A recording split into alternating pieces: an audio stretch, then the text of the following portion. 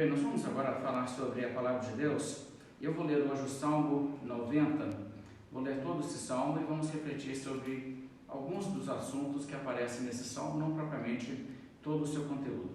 Mas o Salmo 90, a partir do verso 1, a Bíblia diz: Senhor, Tu tens sido o nosso refúgio de geração em geração, antes que os montes nascessem e se formassem a terra e o mundo, de eternidade a eternidade, Tu és Deus. Tu reduzes o homem ao pó e dizes: tornai filhos dos homens, pois 1000 anos aos teus olhos são como o dia de ontem que se foi, e como a vigília da noite. Tu os arrastas na torrente, são como um sono, como a relva que floresce de madrugada. De madrugada viceja e floresce, à tarde murcha e seca, pois somos consumidos na tua ira e pelo teu furor conturbados. E diante de ti puseste as nossas iniquidades, e sob a luz do teu rosto os nossos pecados ocultos, pois todos os nossos dias se passam na tua ira.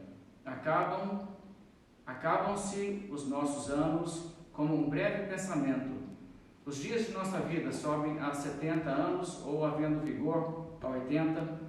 Neste caso, o melhor deles é canseira e enfado, porque tudo passa rapidamente e nós voamos. Quem conhece o poder da tua ira e a tua cólera, segundo o temor que te é devido? Ensina-nos a contar os nossos dias, para que alcancemos coração sábio. Volta-te, Senhor. Até quando? Tem compaixão dos teus servos. Sacia-nos de manhã com a tua benignidade, para que cantemos de júbilo e nos alegremos todos os nossos dias. Alegra-nos por tantos dias quanto nos tens afligido, por tantos anos quantos suportamos a adversidade. Aos teus servos apareçam as tuas obras, e a seus filhos a tua glória. Seja sobre nós a graça do Senhor nosso Deus, confirma sobre nós as obras das nossas mãos. Sim, confirma as obras de nossas mãos. Essa palavra que lemos no Salmo é uma palavra que nos fala sobre a nossa confiança em Deus e sobre a forma em que nós recorremos a Deus quando estamos em um momento de dificuldade ou angústia. E é claro que nessa ocasião, nós como população estamos passando por um momento um pouco peculiar, estamos até mesmo, conforme as orientações que recebemos das autoridades, não realizando o culto público devido ao fato que o vírus que está aí assustando a população, as pessoas querem evitar os aglomerados de pessoas. Então estamos transmitindo até dessa maneira, mas nós temos que recorrer à palavra de Deus para ver como a Bíblia nos fala sobre como lidar com momentos de dificuldade e de incerteza. E esse salmo fala muito sobre isso. O salmo já abre dizendo que Deus é o nosso refúgio, e assim tem sido para o povo de Deus desde sempre, de geração em geração. Deus é o nosso refúgio. Afinal de contas, Deus é eterno e Deus é o Todo-Poderoso. Antes que os montes nascessem e se formassem a terra e o mundo, de eternidade a eternidade, Tu és Deus. Louva esse salmo. Quando pensamos sobre a soberania de Deus, pensamos sobre o fato que Deus governa o mundo conforme o seu plano, nós reconhecemos que mesmo uma circunstância como essa, que afeta a vida da igreja e afeta a vida de muitas pessoas, existem outros lugares onde a situação está em um estado bem mais complicado do que a nossa realidade aqui no Brasil, mas uma realidade dessas acontece dentro da direção de Deus sobre toda a sua criação. Nós não podemos muitas vezes discernir os propósitos de Deus nessas coisas, mas a Bíblia diz, por exemplo, no livro de Amós: sucederá qualquer mal à cidade sem que o Senhor o tenha feito? E a resposta implícita é que não. Se existe qualquer coisa que acontece, seja uma coisa positiva, seja uma coisa também como uma calamidade, um mal que sucede à cidade, sobre todas as coisas Deus está em controle e Ele governa a sua criação. Então nós sabemos que no meio de uma situação como essas, Deus está no controle, e existe um propósito de Deus em tudo isso. Agora nós temos que tomar muito cuidado quando pensamos sobre os eventos que estão acontecendo e, em geral, sobre as coisas que acontecem em nossas vidas e tentar definir claramente o que seria o propósito de Deus em tudo isso, porque nós não sabemos muitas vezes o que é o propósito de Deus, e há muitas passagens na Bíblia que mostram isso. O apóstolo Paulo diz: a profundidade da riqueza, tanto da sabedoria como do conhecimento de Deus, quão inexplicáveis são os seus juízos e quão insondáveis são os seus caminhos. Pois quem conheceu a mente do Senhor, ou quem foi o seu conselheiro? E essas palavras nos mostram que Deus opera num patamar, num plano que nós não temos a condição realmente de compreender. Existem muitos exemplos, como eu disse, disso na Bíblia. O livro de Jó nos traz um exemplo. Quando Jó foi acometido com muito sofrimento, ele não sabia o que estava acontecendo e ele deseja explicações. E enfim, o que acontece é que Deus mesmo fala com Jó que ele não daria explicações, afinal de contas, Jó não tinha mesmo a condição de compreender os propósitos de Deus e também porque Deus não deve explicação a nenhum de nós em relação aos seus caminhos. Então, quando a Bíblia fala sobre a maneira em que Deus conduz, nós devemos ter a resignação de reconhecer: Deus está no controle, Ele sabe o que Ele está fazendo, eu posso não saber o que Ele está fazendo, mas mesmo que Deus não nos deva explicações e que Ele não nos dará muitas vezes explicações, nós temos que tomar cuidado para não nos aventurarmos a querer definir tudo o que é o propósito de Deus em meio às circunstâncias que acontecem em nossas vidas. A realidade é que nós não somos aptos para discernir o que está acontecendo, mesmo que nós saibamos as verdades bíblicas e as doutrinas bíblicas. Por exemplo, pessoas lá em Israel que sabiam do Deus verdadeiro, sabiam do que Deus chama de pecado, sabiam do que era a realidade de um Deus que governa todas as coisas, especulavam em algumas ocasiões que eles sabiam o que estava acontecendo e Jesus Cristo corrigiu essas pessoas. Por exemplo, houve uma situação lá em Israel onde caiu uma torre chamada Torre de Siloé, isso está em Lucas 13, e essa torre caindo matou 18 pessoas, a torre desabando matou 18 pessoas. E o que Jesus Cristo nos fala é que pessoas olharam aquela circunstância e as pessoas concluíram: com certeza isso aconteceu porque Deus estava julgando aquelas 18 pessoas que passaram ali. Então aquelas pessoas estavam ali naquele momento e Deus naquele momento derrubou aquela torre, fez com que aquilo acontecesse como um juízo sobre aquelas pessoas. Certamente aquelas pessoas eram mais pecadores do que outras pessoas. Então esse era o pensamento desses indivíduos. Agora o Senhor Jesus Cristo diz, mesmo eles pensando que aqueles 18 eram mais pecadores do que outros habitantes de Jerusalém, Jesus afirma: não eram, mas se não vos arrependerdes, todos igualmente perecereis. Agora você nota nessa explicação de Jesus que ele não passa a dizer o motivo específico pelo qual essas pessoas morreram. Ele nem entra nessa questão. Ele simplesmente descarta a explicação que outras pessoas deram. Sabemos o que foi. Essas pessoas aí eram as pessoas piores, né? Pessoas que eram mais pecadoras, por isso que a torre atingiu elas. Jesus diz: não é esse o motivo.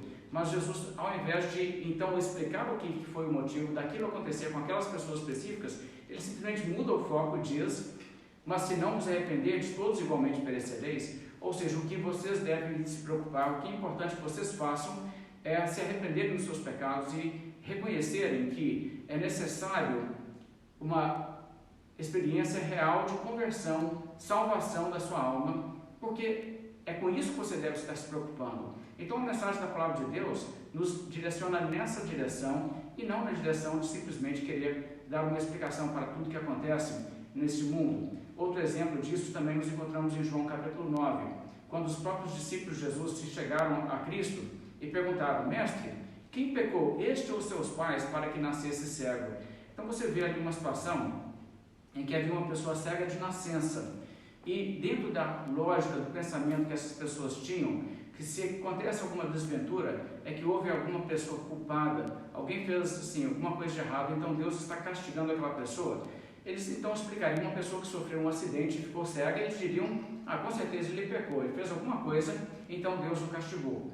Mas agora, com esse caso de uma pessoa que nasceu cego, um homem que nasceu cego, eles tinham uma dificuldade de explicar. Eles diriam que foi ele que pecou, porque ele já nasceu cego. como que seria o pecado dele? Alguém então diria, quem sabe foram os pais dele que pecaram, então Deus castigou os pais fazendo com que a criança nascesse cega. Mas o que o Senhor Jesus Cristo responde, nem ele pecou, nem seus pais, mas foi para que se manifestem nele as obras de Deus. E Jesus Cristo, mais uma vez, descarta essa forma precipitada e até mesmo irresponsável de querer explicar os eventos que nós vemos no mundo, através de dizer, tal coisa é por causa disso.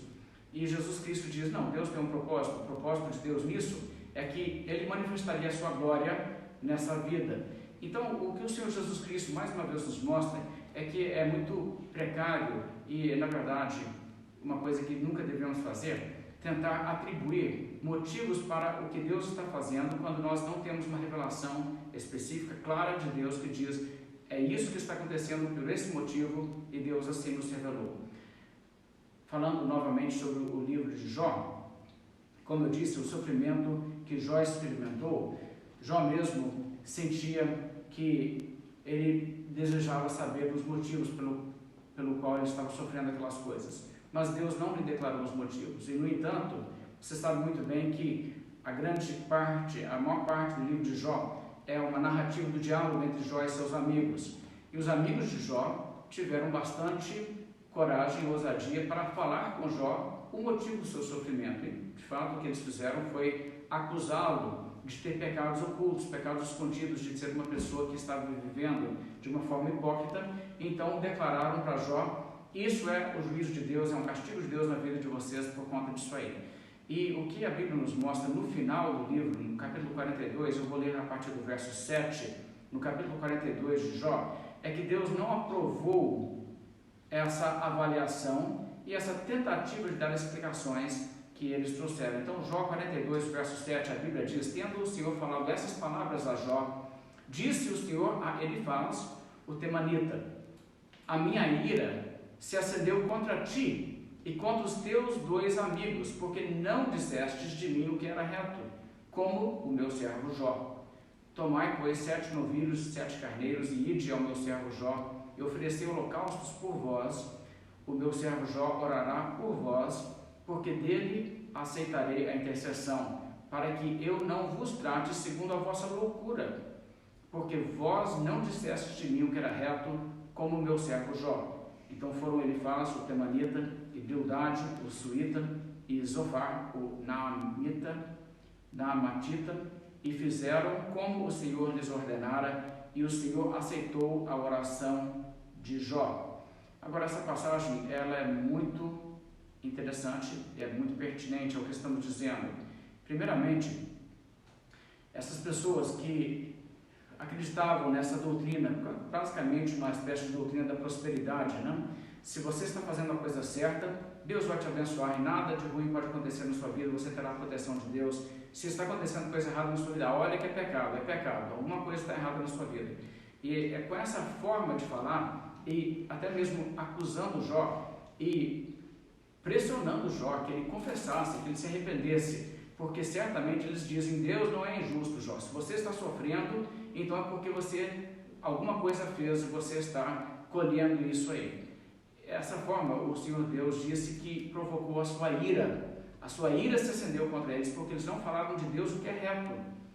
E então, ao invés de permitir que eles intercedessem por si mesmos a Deus e pedissem perdão, Deus os orientou a que fossem a Jó, naturalmente se desculpassem e pedissem que Jó intercedesse por eles. E se não fosse dessa maneira, que Deus os trataria segundo a loucura deles. Veja que Deus chama essa atitude precipitada de sair e falar e dizer, isso é por causa disso. Ele trata isso como loucura. Então, eu acho que existe uma lição muito clara que devemos compreender quando acontece qualquer coisa, seja uma doença, um acidente, uma desventura de qualquer tipo. Nós temos que tomar muito cuidado de querer falar por Deus o que está realmente acontecendo e o porquê dessas coisas, porque a Bíblia não nos autoriza a fazer isso. Nós temos que ter uma palavra clara de Deus para dizermos, Deus disse isso sobre isso. E quando não temos, como nas circunstâncias de nossas vidas em particular, nós temos que realmente deixar isso nas mãos do Senhor. Agora, uma coisa que nós podemos sim dizer é que todos os problemas que nos acometem neste mundo caído, no mundo que está sob o juízo de Deus, que caiu sob a maldição de Deus desde o pecado no Jardim do Éden, todos os nossos problemas acontecem porque estamos sobre o juízo de Deus. E Deus certamente não permitirá que este mundo seja o paraíso com que a humanidade sonha.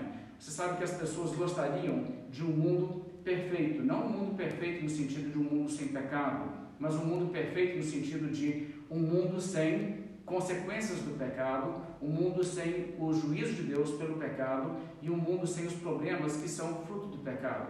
Ou seja, o que a humanidade realmente deseja não é viver em santidade e viver conforme agrada a Deus, conforme a sua lei, mas o que a humanidade quer é que nenhum mal aconteça, nenhuma calamidade, nenhuma doença, nenhum desastre e nenhum infortúnio. Todas essas coisas eles gostariam de remover do mundo sem que o mundo tenha que se comportar de uma maneira diferente. E é claro que isso não vai acontecer. O próprio Salmo 90 aqui que está diante de nós nessa noite fala sobre isso. Quando a Bíblia fala sobre o fato que este mundo é visitado por Deus na sua ira. Veja o verso 7 desse Salmo. Pois somos consumidos pela tua ira e pelo teu furor conturbados.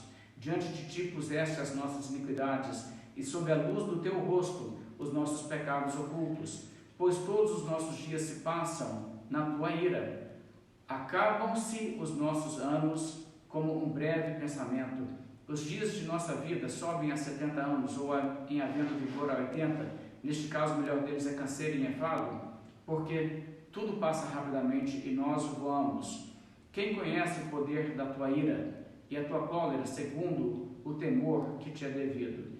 Então nós podemos refletir no fato que a própria realidade da morte e do envelhecimento, assim como todas as outras manifestações da ira de Deus que estão sobre a humanidade, são, claro, parte da maldição que Deus colocou sobre a humanidade pecadora.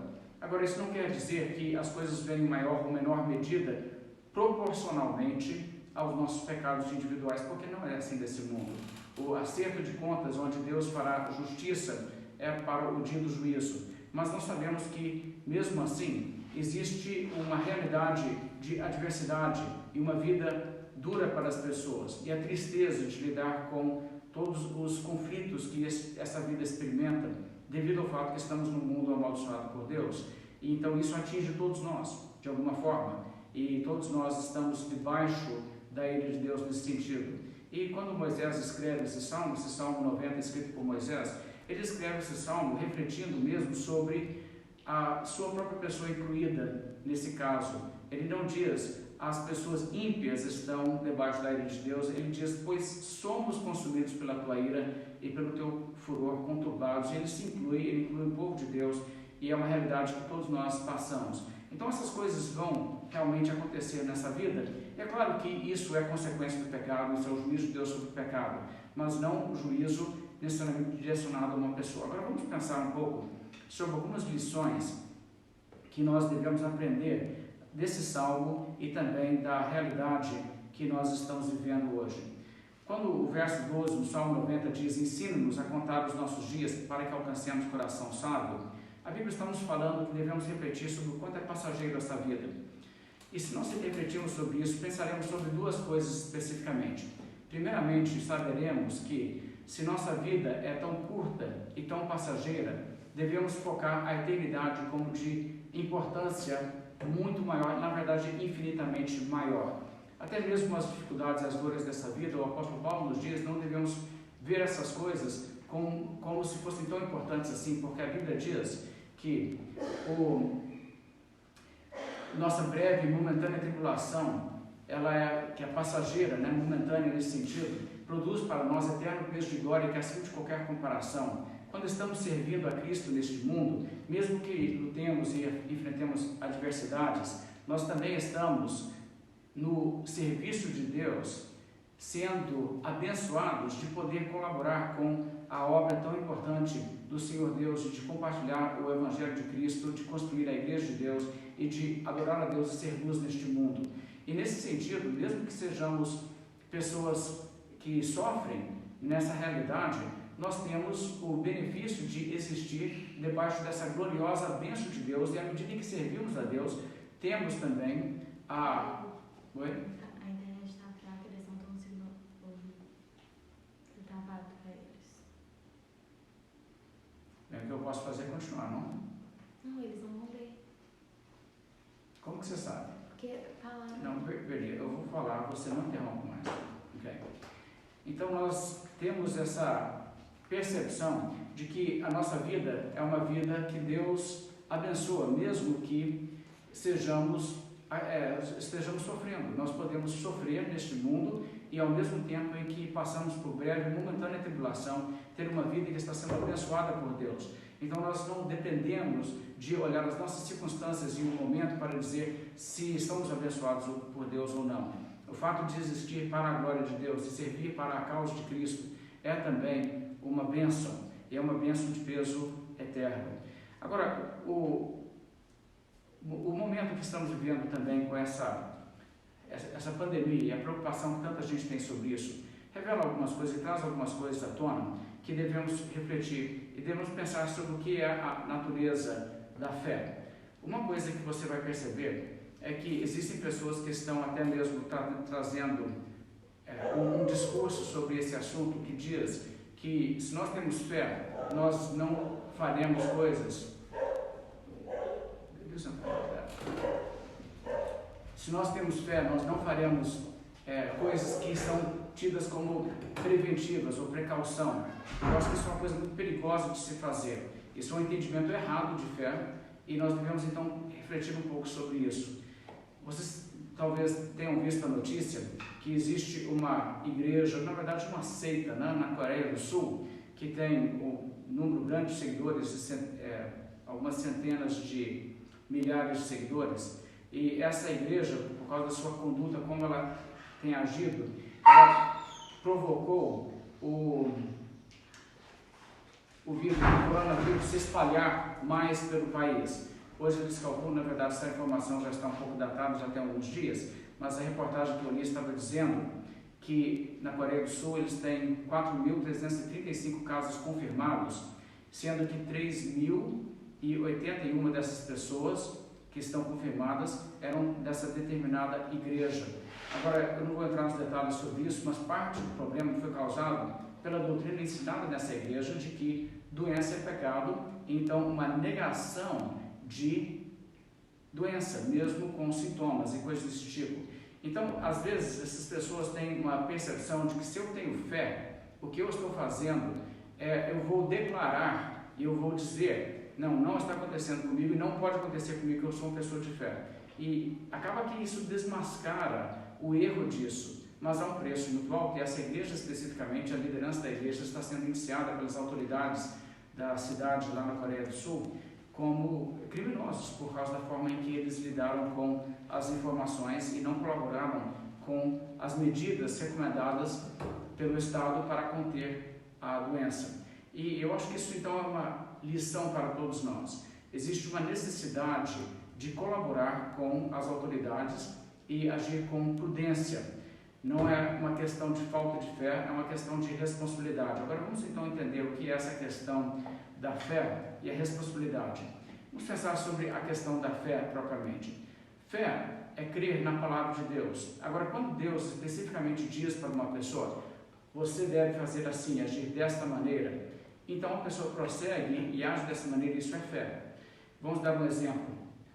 Os apóstolos do Senhor Jesus Cristo receberam instruções específicas de Cristo de sair, curar os doentes e expelir os demônios. E eles assim fizeram. E como o Senhor Jesus Cristo havia lhes dado essa autoridade, eles assim fizeram e, de fato, o resultado foi que eles curaram as pessoas por quem eles oraram e puseram as mãos ou coisas desse tipo.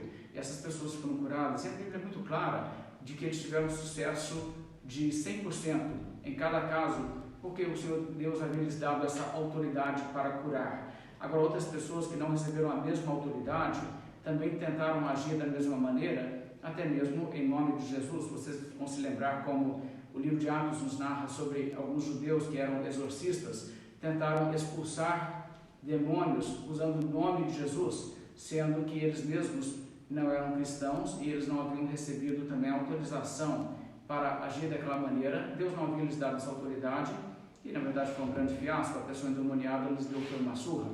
E você então percebe que eles poderiam ter agido dessa maneira com uma confiança extrema. Nós aprendemos a fórmula, sabemos o que fazer, é só fazer assim e dá certo. Mas isso não resolve. Isso, na verdade, não é fé. Isso chega até a ser presunção. E muitas vezes as pessoas estão equiparando fé com pensamento positivo, do tipo assim: eu acredito que vai acontecer, e eu vou agir dessa maneira, então vai acontecer. Mas, veja, a fé verdadeira, ela é fundamentada na palavra de Deus. Deus realmente falou uma coisa que se aplica diretamente a você, e essa palavra, você pode crer nela. Por exemplo, a palavra de Deus que diz: se uma pessoa crer no Senhor Jesus Cristo, se arrepender do pecado, essa pessoa será salva. Isso é dito de uma forma universal para toda a humanidade, e as pessoas podem se agarrar a essa promessa. Se ela diz: não, eu creio realmente em Jesus Cristo e eu me arrependo do pecado, essa pessoa pode ter certeza que essa palavra se aplica a ela. Mas se uma pessoa diz: a Bíblia me fala sobre vitória sobre as doenças ou qualquer coisa desse tipo, e ela não é atenta para a maneira em que a Bíblia está usando isso, e ela toma isso como uma promessa pessoal para si, quando na verdade isso não está garantido na Bíblia, mesmo que ela acredite piamente nisso e age dessa maneira, se a palavra de Deus não está lhe dando essa garantia, o que ela está fazendo vem na verdade a ser tentar a Deus e não realmente confiar na palavra de Deus. Então temos que tomar muito cuidado, porque a Bíblia fala sobre não tentar a Deus. Então pessoas que estão agindo de maneira inconsequente diante de um problema, onde as pessoas falam, por exemplo: eu vou dirigir o meu carro numa velocidade perigosíssima, porque é Deus que me guarda. Isso é tentar a Deus. Isso não é uma atitude correta para um cristão. E também, em relação a coisa tal como essa pandemia, nós não devemos ter também uma atitude inconsequente em relação a isso. Então, nós devemos cooperar sim com as autoridades e fazer as coisas que são orientações de medidas de prudência. Mas deixe-me dizer também sobre outra coisa que também cai por terra quando uma coisa dessas acontece. Você sabe que existem essas técnicas que pessoas desenvolvem em igreja, de falar: nós vamos proclamar que Jesus é Senhor da cidade, vamos banir todo o mal da cidade. Em momentos assim, essas coisas são reveladas como pura ficção. Elas não funcionam. As pessoas precisam de voltar à Bíblia para entender melhor a palavra de Deus em relação a isso. Os próprios curandeiros da igreja evangélica e de outros grupos se mostram também ineficazes nesses momentos e não têm o poder que eles alegam ter. Então essas mentiras são desmascaradas por coisas desse tipo e nós devemos então estar atentos a isso. E também temos, sempre que o mundo enfrenta alguma crise, aquelas pessoas que chegam e começam a dizer: isso é sinal dos tempos, Jesus está voltando, agora é o fim. Será que um momento como esse indica que estamos na última geração, que esse é o fim do mundo? Bem, sempre que coisas desandam, as pessoas começam a falar coisas desse tipo, mas eu gostaria de primeiramente lembrar duas coisas.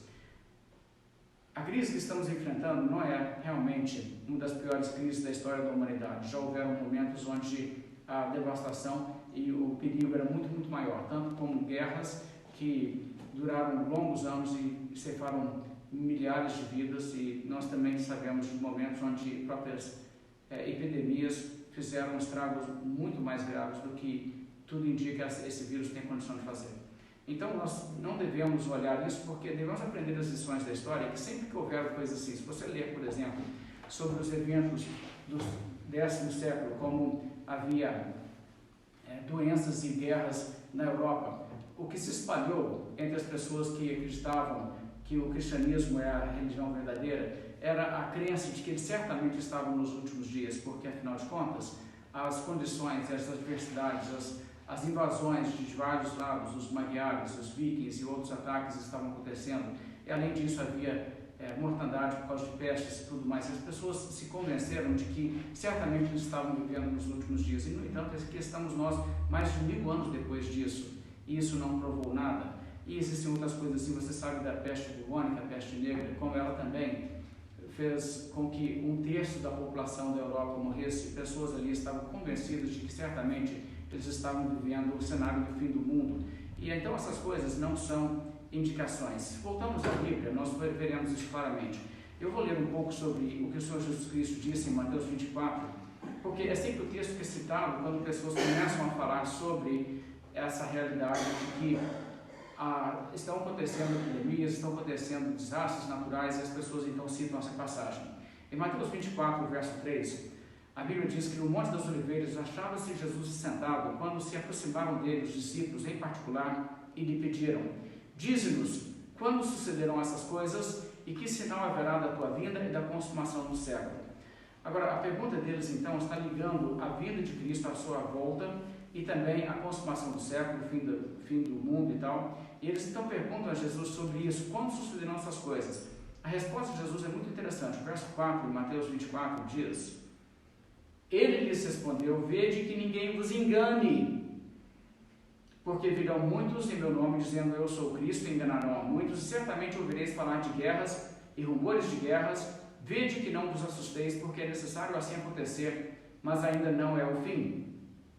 Porquanto se levantará nação contra nação, reino contra reino, e haverá fomes e terremotos em vários lugares, porém tudo isto é o princípio das dores. Agora, como eu disse, essa é a passagem que você vai ouvir muitas vezes sendo citada como indicação de que os eventos aqui citados por Jesus são indicadores do fim do mundo.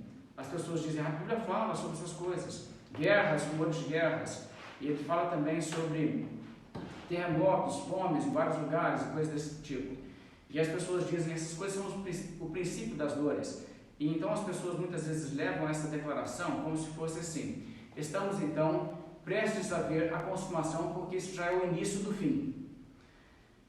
Na realidade, a expressão o princípio das dores que Jesus usa não é bem uma ideia de que estamos vendo os primeiros momentos do fim de tudo. É uma expressão que, a rigor, significa as primeiras contrações de uma mulher grávida em relação ao parto que deve vir. As primeiras contrações em uma primeira gravidez costuma ser uma espécie de alarme falso, onde a mãe pode acreditar: opa, o bebê vai nascer. E as primeiras contrações passam e não era aquele o momento. Então, o princípio das dores é uma expressão que se refere a isso e é usado por Jesus Cristo não no sentido de dizer essas são as coisas que são sinais para que você olhe e diga certamente então é agora. São coisas que Jesus diz: não, essas coisas são as coisas que podem te fazer achar que seja o momento, quando na verdade não servem realmente como indicadores. Então vamos pensar um pouco sobre o que a Bíblia diz nesse sentido. A Bíblia diz que Jesus Cristo virá como um ladrão. Um ladrão não manda muitos avisos, né? As pessoas não estarão ali percebendo. O Senhor Jesus Cristo certamente vai voltar, porque o cenário agora está muito claramente apontando isso. Ele virá de uma forma que pegará a humanidade de surpresa. Então, quanto a isso, nós não devemos procurar muitos sinais, porque a Bíblia não nos dará esse tipo de sinal. Mas o que nós devemos compreender é que o Senhor Jesus Cristo colocou essas coisas aqui que eu citei debaixo da seguinte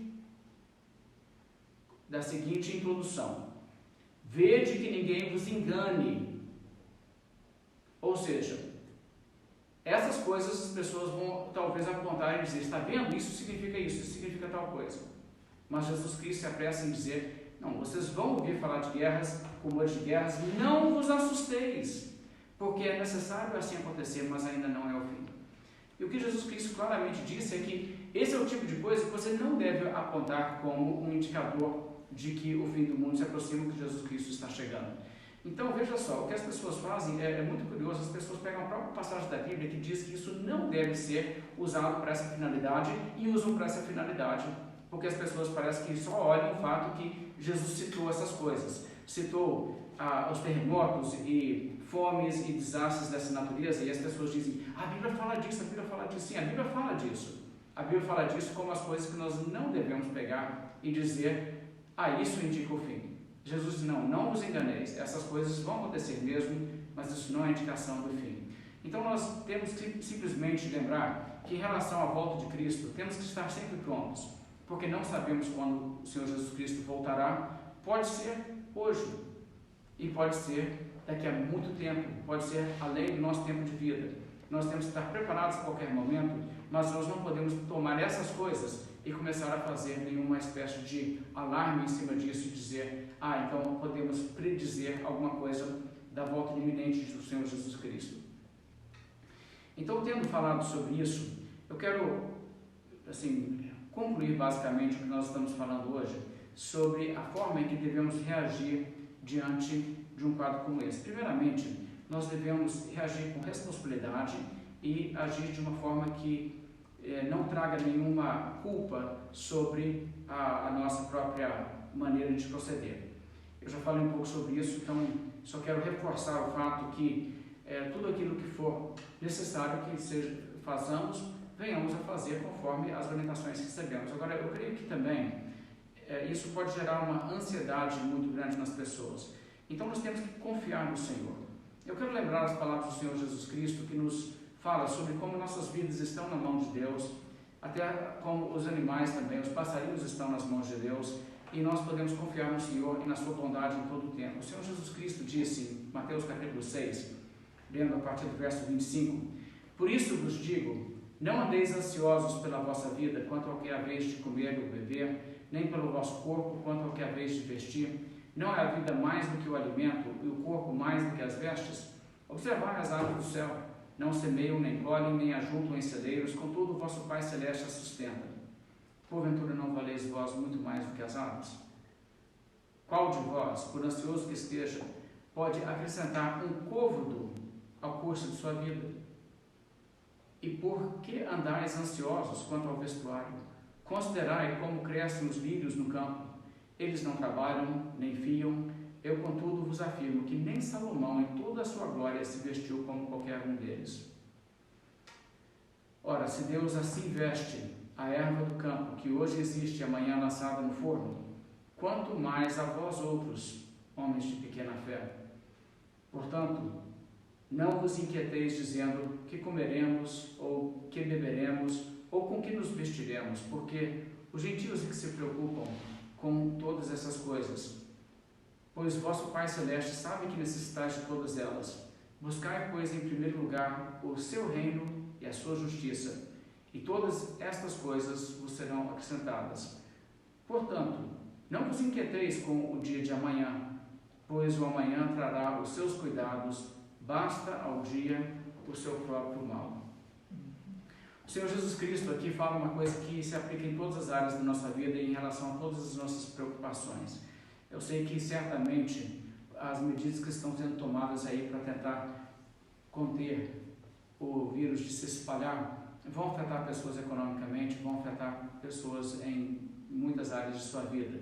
Mas nós devemos lembrar, no meio de tudo isso aí, que Deus nos protege, Deus nos guarda, e não devemos ficar ansiosos em relação ao dia de amanhã. Vamos fazer aquilo que é correto fazer e confiar que Deus está também olhando por nossas vidas e cuidando de nós. Sabemos que Deus nos ama e que Deus sabe de nossas realidades, e não existe nada que virá a ser um contratempo real em nossa existência diante do propósito de Deus para a nossa vida e para a eternidade. Sim, podemos enfrentar dificuldades nessa vida, mas Deus cuida de nós, Deus sabe o que estamos passando, podemos recorrer a Deus na oração, um Deus que nos ouve a oração, um Deus que nos ama de forma muito pessoal e íntima. Então nós não estamos ao léu do acaso, estamos guardados pelo Senhor e devemos confiar nisso, devemos saber que as coisas estão sob o controle de Deus, um Deus que sempre leva também o nosso bem em conta. E confiar em Deus não é simplesmente ter um pensamento positivo, não é saber assim, eu sei o que vai acontecer porque eu sei o que é melhor para mim, o melhor para mim é isso, então Deus me dará isso. Não é sempre assim. Você se lembra quando os amigos de Daniel foram lançados ali na fornalha de Nabucodonosor? Nabucodonosor desafiou: se eu lançar vocês na fornalha, quem é o Deus que pode livrar vocês? Eles demonstraram verdadeira fé quando eles responderam: se o Deus que nós servimos quiser nos livrar, Ele pode nos livrar da fornalha ardente e das tuas mãos, ó rei. Mas se não, fica sabendo que não serviremos a teus deuses, nem adoraremos a imagem de ouro que levantaste. Veja como eles expressaram a sua fé. A fé deles não foi a fé de declarar: Deus nos livrará. A fé deles era, se Deus quiser, Ele pode nos livrar. O que Deus vai fazer nós não sabemos, mas nós sabemos o seguinte: Deus é poderoso para fazer o que Ele quiser. Ele pode nos livrar das coisas ou pode não nos livrar. E eles foram lançados na fornalha sem saber que sobreviveriam, sabendo somente que Deus tem o poder para fazer isso e não sabendo o que Deus faria. Eu creio até que a expectativa deles é de que eles não sobreviveriam, mas eles foram guardados por Deus naquela circunstância. Agora, você sabe muito bem que em outros casos isso não foi a forma em que Deus livrou pessoas. Sempre houveram pessoas que, em momentos assim como essa perseguição pela fé, pessoas que Deus permitiu, até mesmo fossem mortas. E você sabe que no propósito de Deus existe a realidade que o seu povo também vive neste mundo por um prazo específico. Mas como o Salmo 139 diz que todos os nossos dias foram escritos no livro de Deus, nada irá desandar o propósito de Deus. Nós seremos também vivos neste mundo e ativos neste mundo enquanto Deus assim quiser. E nada poderá frustrar o plano de Deus nesse sentido. Mas não precisamos nos preocupar com relação a isso, porque Deus benevolosamente conduz tudo em nossa vida, até mesmo em relação ao momento em que Ele nos chama para casa. Então Deus cuida de nós, Deus tem um plano, e se esse plano inclui sofrimento ou não, nós sabemos o seguinte: é para a glória de Deus. Se nós somos fiéis a Deus, neste mundo, todas as coisas cooperam para o bem daqueles que amam a Deus, e podemos ficar tranquilos nisso.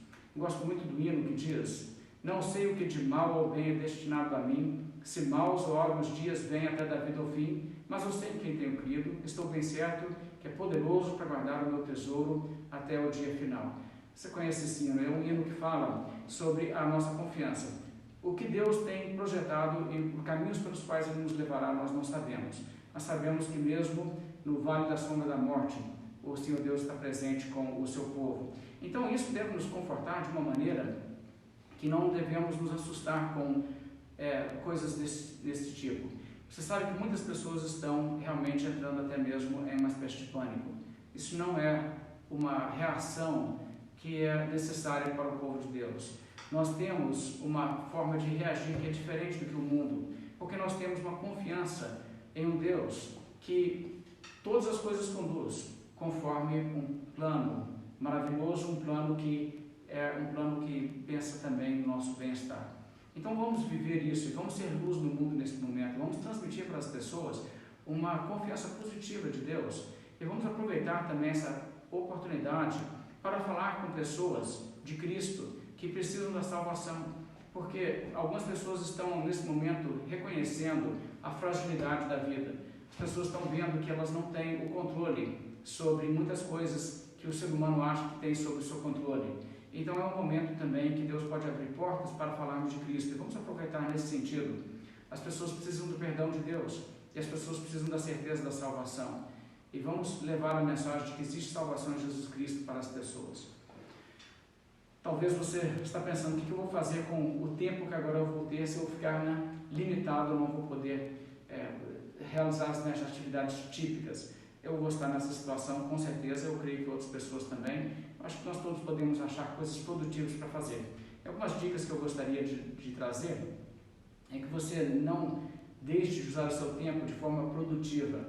Você talvez seja tentado a simplesmente se entreter o tempo todo, o que não é errado se entreter em alguma medida, mas é mais importante que também você faça uma coisa produtiva para a sua vida.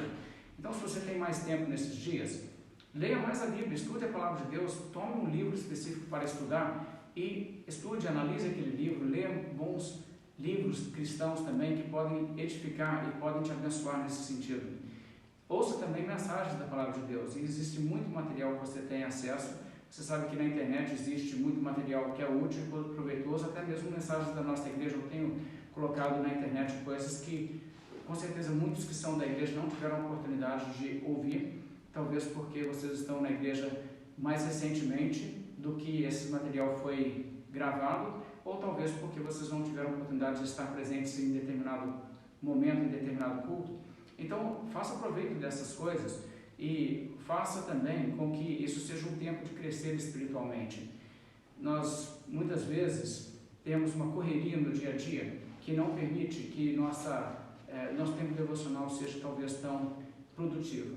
mas nós podemos nos aproveitar de um momento assim também nesse sentido. E, por fim, ore pela realidade que estamos vivendo e ore pela solução disso, porque podemos clamar a Deus como povo de Deus, e é a Deus que nós recorremos. O Salmo 90 conclui dizendo: volta-te, Senhor, até quando? Tem compaixão dos teus servos, sacia-nos de manhã com a tua benignidade, para que cantemos de júbilo e nos alegremos todos os nossos dias. Alegra-nos por tantos dias quantos nos tens afligido, por tantos anos quantos suportamos a adversidade. Aos teus servos apareçam as tuas obras, e aos teus filhos a tua glória. Seja sobre nós a graça do Senhor, nosso Deus. Confirma sobre nós as obras de nossas mãos. Sim, confirma as obras de nossas mãos. Então essa é uma oração que é feita nesse salmo para que Deus abençoe, para que Deus venha a reverter um quadro de dificuldades e de sofrimento que o povo está vivendo quando esse salmo é composto. Deus é aquele a quem nós recorremos. E a perspectiva que pessoas têm feito, você talvez tenha visto algumas das projeções do que pode acontecer, é uma indicação que nosso país especificamente pode estar vivendo um momento em que a situação irá se agravar nos próximos dias, e talvez leve algum tempo. Deus é poderoso para nos livrar disso, e Deus pode até mesmo fazer com que essa situação não venha a ser tão grave quanto estão especulando que possa chegar a ser. Vamos orar por isso, vamos orar para que Deus livre pessoas, vamos orar para aquelas pessoas que já estão doentes, que Deus possa restaurá-las, recuperar a sua saúde, para que não hajam fatalidades, para que não hajam sequelas e consequências permanentes dessa doença infectar pessoas. Vamos orar por isso, e vamos orar não somente pela nossa nação, mas também pelo mundo, que Deus possa conter isso. Deus possa abençoar os profissionais de saúde que estão se expondo, atendendo a pessoas e trabalhando para tentar ajudar e amenizar o sofrimento dessas pessoas. E também as equipes que estão trabalhando em desenvolver vacina ou desenvolver algum tratamento que seja eficaz. E que tudo isso aí possa estar sob a bênção de Deus e que possa ser um caso que seja solucionado de uma forma muito positiva. Nós, pessoalmente, talvez não estejamos afetados. Aqui em Lafayette, pelo que consta até essa data, eles não têm certeza de nenhum caso. Existe, então, a probabilidade que, se você está aqui em Lafayette, você não esteja pessoalmente afetado por isso. Mas vamos levar em conta o fato que a Bíblia nos diz para chorar com aqueles que choram, e vamos lembrar daqueles que estão sofrendo mesmo em outras localidades, e sabendo que também, se essa situação se prolongar e continuar espalhando, afetará certamente pessoas que todos nós conhecemos. Vamos clamar ao Senhor neste momento. Eu vou então encerrar este momento com uma oração. Vou pedir que meu Pai, que está aqui junto, venha nos conduzir em uma oração pedindo a Deus em relação a toda essa circunstância e pedindo a graça de Deus sobre essa nação e sobre o mundo. Nosso Pai Celeste. Pai, chega aqui perante a cama. Pode chegar aqui.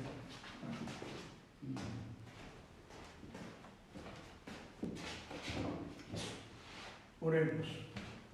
Nosso Pai Celeste, te agradecemos pela tua palavra, que é a verdade, que fala aos nossos corações e nos convence da nossa necessidade de ter Cristo como nosso Senhor e Salvador. Te agradecemos porque Ele nos consola em frente das tribulações da vida, e os dias da nossa vida vão somando em anos e não sabemos até quando, mas um dia todos nós chegaremos ao fim desta vida.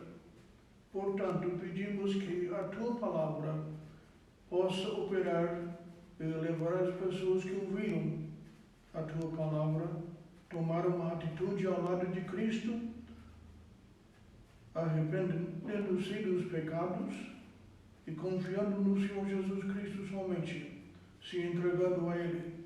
Abençoe a tua palavra e os ouvintes e o Daniel na palavra que ele pregou. Que o Senhor seja engrandecido. Te agradecemos em nome de Jesus. Amém. Amém. Bem, então estamos encerrando neste momento. Obrigado por todos aqueles que compartilharam e que seguiram junto.